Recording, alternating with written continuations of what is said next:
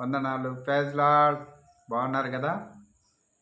ప్రియమైన దేవుని బిడ్డలారా, మరి రుద్రంపూర్ తిలక్ నగర్ కల్వరి ప్రార్థన మందిరంలో, తిలక్ నగర్లో కల్వరి ప్రార్థన మందిరంలో, మరి మన మందిరంలో మరి శనివారము, ఆదివారము, సోమవారము మరి 3 రోజులు ఉపవాస ప్రార్థనలు మరి జరుగుతున్నాయి. మరి ఆ తేదీలలో జరుగుతున్న ప్రార్థనలకి ప్రేమపూర్వకంగా ఆహ్వానిస్తున్నాము. ప్రభు పేరట రండి, అందరం ఆహ్వానితులే. మరి ఒకవేళ మీరు రాలేని పక్షంలో ఉంటే ప్రియమైన దేవుని బిడ్డలారా ప్రార్థన చేయండి. మరి మిమ్మల్ని అందరినీ రావాలని ప్రభు పేరిట ఎందుకు ఆహ్వానిస్తున్నానంటే, ఈ శిల్వ ప్రతిష్ఠ కార్యక్రమం ఒకటి ఉంది. మరి అనేకుల కొరకు ప్రార్థన చేసినప్పుడు మరి నాకు ఈ ప్రార్థనలో పరిచయమైన బిడ్డల కొరకు, వారి కుటుంబాల కొరకు, వారి బిడ్డల కొరకు, వారికి ఉన్న సమస్యల కోసము, ఈ భూమి మీద జరుగుతున్న అనేకమైన సందర్భాలను బట్టి ఆలోచన చేసి ప్రార్థన చేసినప్పుడు దేవుడు మరి ఈ తిలక్ నగర్ కల్వరి ప్రార్థన మందిరంలో శిల్వ ఒకటి ప్రతిష్ఠ కార్యక్రమం చేసి 3 రోజులు ఉపవాస ప్రార్థన చేయి.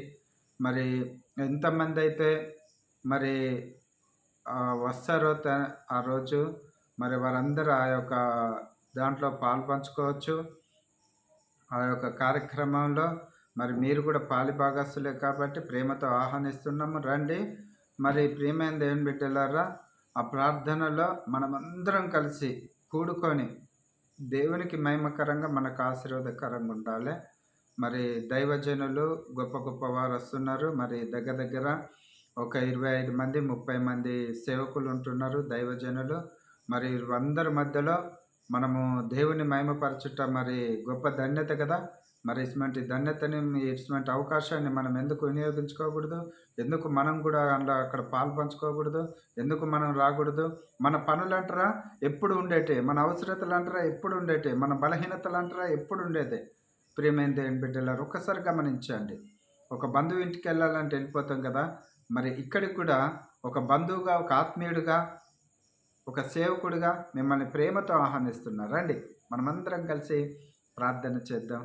మరి మీరుంటేనే సేవకులమైన మేమున్నాం. మరి మీరు లేకుండా కూడా మేము మరి ఆరాధన అనేది కూడా మరి అది కొద్దిగా గెల్టిగా ఉంటుంది. మరి మనమందరం కలిసి దేవుని మహిమపరుద్దాం. దేవునికే స్తోత్రం.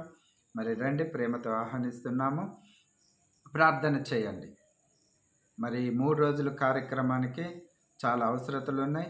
మరి ఈ 3 రోజులు కూడా భోజనాలు ఉన్నాయి. ప్రియమైన దేవుని బిడ్డలారా, మరి అదే రీతిగా మరి ఆ శిల్వ ప్రతిష్ఠ కార్యక్రమంలో కూడా చాలా అవసరతలు ఉన్నాయి. దాని కొరకు కూడా ప్రార్థన చేయండి. దేవుడు ఒకవేళ మీకు ప్రేరేపణ ఇస్తే, ఆ యొక్క కార్యక్రమం మా కొరకే అంటున్నారు కదా, మరి మేము కూడా పాలిభాగస్సులం అయితేమని అనుకుంటే, మరి మీకు తోసింది, దేవుడు మీకు కలుగచేసిన దాంట్లోకెళ్ళి మరి ఈ యొక్క కార్యక్రమంలో మీరు కూడా పాలిభాగస్సులు కాండి. దేవుడు మిమ్మల్ని, మీ బిడ్డల్ని దీవించును గాక. ఆమేన్.